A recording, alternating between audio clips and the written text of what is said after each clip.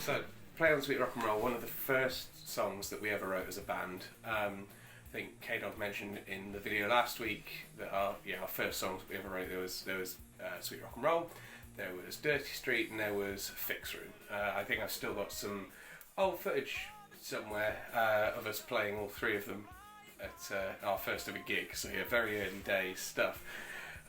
What we wanted to do with this was to create a real upbeat, fun rock song that we feel that there weren't that many really coming out at the time.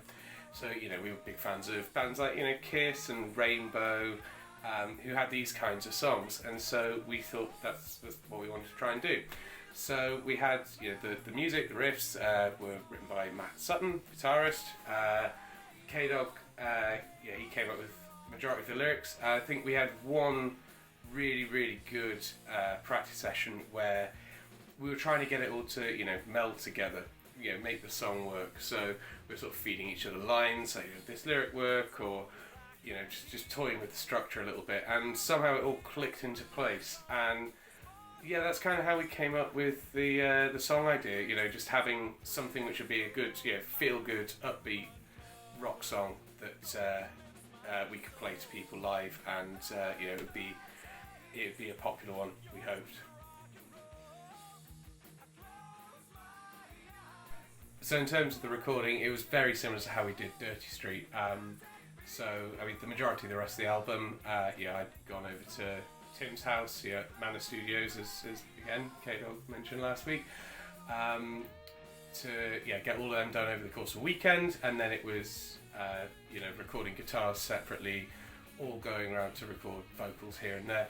With Sweet Rock and Roll, we again did it all in a day, and it was a brilliant day of just the five of us being in the same room, getting it all done and dusted, and we're really, really happy with how it turned out. It sounds a little bit different to maybe how some of the rest of the album does, because we recorded it in that way. But I think that's why we wanted to keep it as a single, because it sounded a bit crisper, a little bit more polished.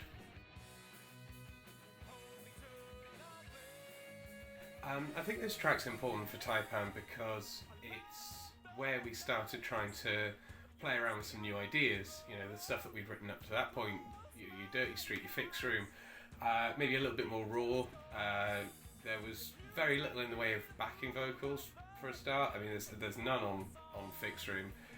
Dirty Street's just got a bit of a crowd sort of chant, a bit of gang vocal. And we wanted to try something a little bit different for that chorus in Sweet Rock and Roll, and trying harmonies as well, which is all stuff that we've carried on doing since we first wrote the song. Also, I mean, this song was our set closer since we wrote it. Really, I think it's been played at pretty much every gig we've ever done as the set closer. So it's one that we as a band really, really love, and really, really rate it.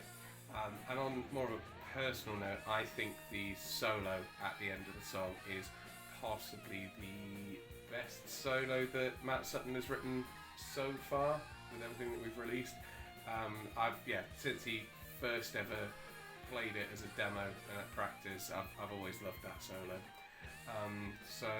That's why I think this is an important song for Typan.